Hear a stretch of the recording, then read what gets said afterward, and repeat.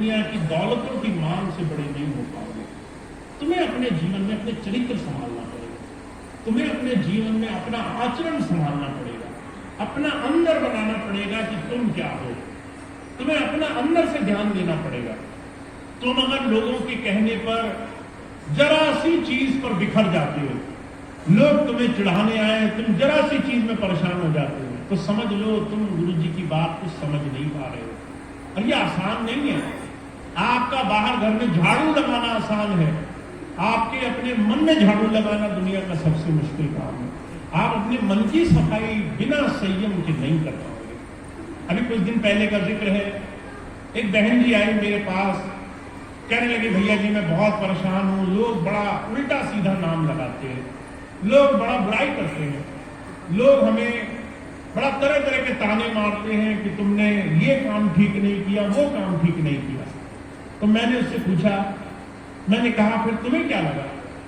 कहने लगी मेरा मन खराब हो गया, लोगों ने मुझे बुरा बोला, मेरा मन खराब हो गया, मैं बार बार उसी बारे में सोचती हूँ, मेरे में क्या दोष है, मुझ में क्या खामी है, मैंने क्या गलत किया। तो मैंने उससे पूछ लिया हंसी मजाक में, मैंने कहा कोई दोष है क्या, कोई गलती करी है क्या? कहने लगी मैं ईश्वर को साक्षी मानकर कहती हूँ मैंने कोई गलत काम नहीं किया। तो मैंने कहा जब तुमने गलत नहीं किया, जब तुमने किसी की चोरी नहीं करी, तुम्हें पता है तुमने किसी का गलत नहीं किया, फिर भी तुम दुखी हो, फिर भी तुम परेशान हो, इसका मतलब तो जो गलत करने आया था वही जीत गया, जो सच्चा था वो तो हार गया।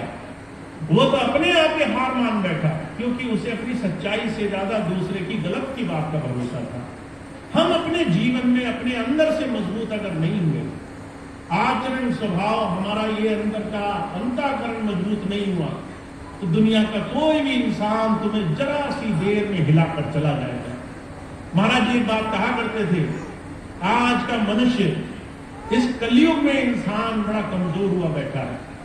लोग अपने सामने दो बटन लेकर चलते हैं, एक लाल एक हरा। जैसे ही आपको किसी को दुखी करना हो तो आप उसकी दुखती रख पर हाथ रख दो, आप वो बात बोलो जो वो सुन नहीं सकता है, आप वो बातें बोलो जिससे उसका मन खराब हो सकता है। कोई भी आदमी हो, आप उसको जाकर दो बात बोलो, भाई तुम तो बड़ा गलत काम कर रहे थे, तुमने तो उस दिन चोरी करी, तुमने तो उस दिन डाका मारा, तुमने तो उस दिन गलत चीज करी। तुमने जैसे ही लाल बटन पर हाथ लगाया, वो आदमी चाहे कितना ही मजबूत क्यों ना हो, वो सारी चीजें छोड़ करके पूरी तरह निहत्था हो जाएगा तुम्हारे सामने। वो तुम्हारे सामने उन चीजों पर चीखने चिल्लाने लगेगा जो उसने की भी नहीं होगी, जो वो कभी भी नहीं करता होगा। मन से अगर हम अपने अंतःकरण से इतने कमजोर हो जाएं, अगर हमारा अपने आप पर भरोसा ना हो, अगर हम अपने आप से जुड़ना बंद कर दें, तो संसार में हमें गिराना बहुत आसान काम है, हमें संसार में मिटा देना बहुत आसान काम है। इसलिए गुरु जी एक बात चाहते हैं, तुम बाहर से ज्यादा अपने अंदर को मजबूत बनाने की कोशिश किया करो। तुम अपने जीवन को अंदर से मजबूत बनाने के लिए कुछ जतन करा करो। तुम्हें वो काम करना है जिससे तुम्हारे जीवन में तुम अपने आप पर भरोसा करने वाले बनो। तुम्हें इस बात का भरोसा हो कि तुमने सही काम किया और दूसरे की तमाम बातें तुम नजरअंदाज कर सको, उस पर ध्यान भी मत दो।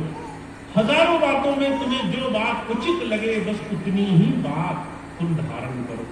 इसलिए स्वामी शिवदयाल सिंह जी महाराज ने कहा, आपको लगता होगा भैया जी अपनी मन से बात कहते हैं, देखो स्वामी शिवदयाल सिंह जी महाराज की बात बताता हूं। वो आज से 250-300 साल पहले हुए। वो कहा करते थे, हंसा छानो दूध और पानी, दूध और पानी मिला दिया जाए तो हंस दूध पी लेता है, पानी छोड़ देता है। शिष्य अगर गुरु जी से सच्चे से प्रेम करने लग जाए, सीख जाए गुरु क्या सिखाना चाहता है, तो उतनी ही बात समाज से लेता है जितना उसे बढ़ाने के लिए काफी हो, और पानी की तरह वो तमाम बातें छोड़ देता है, नजरअंदाज कर देता है जिनका कोई औचित्य नहीं, जो झूठ है, जो दिखावा है, जो छल है, जो कपट है, जो सिर्फ संसार में दूसरे को बरगलाने के लिए है। महाराज जी कहा करते थे, हर लड़ाई लड़ने की नहीं होती है, तुम्हें हर लड़ाई लड़ने की जरूरत नहीं है। जहां ऐसी लड़ाइयां हो रही हैं जो सिर्फ बात युद्ध है, लोग मखौल उड़ा रहे हैं, झूठ सच कर रहे हैं, वहां तुम्हें जाने की जरूरत नहीं है। तुम उनसे बचकर रहो, तुम अपने जीवन में अपने आप को इतना मजबूत करो कि सच और झूठ को परख सको। ना झूठ में तुम अपना जीवन रमाओ और सच के लिए तुम अपना जीवन जीने वाले बनो। तो ये कैसे होगा? आपको मुझसे प्रश्न करना होगा, भैया जी ये बात कैसे बनेगी? हमने तो 20 साल हो गए नाम लिए हुए, हम कैसे अपने आप को अंदर से मजबूत करेंगे? जब आप अपने आप में मजबूत होने लग जाओगे, जब आप इस चीज का अभ्यास करने लगोगे, जब आप इस चीज को जीवन में करके देखोगे। अब करने के लिए बहुत सुंदर व्यवस्था ईश्वर ने बनाई है आपके लिए। कबीर साहब कहते हैं, तुम और हम गृहस्थ में हैं। गृहस्थ में होने का एक बहुत सुंदर लाभ है। गृहस्थ में आपके कुछ परम हितैषी लोग परमात्मा ने आपके सामने पिरो कर रख दिए। माता पिता जो हर तरीके से तुम्हारा हित चाहेंगे, तुम्हें डांटेंगे भी, बोलेंगे भी, कई बार ताना भी मारेंगे, कहेंगे बहुत देर तक सोता रहता है, नालायक है, बात नहीं मानता, पर उनकी हृदय में हित छुपा है तुम्हारा। ये ईश्वर ने कृपा कर दी है तुम्हारे ऊपर।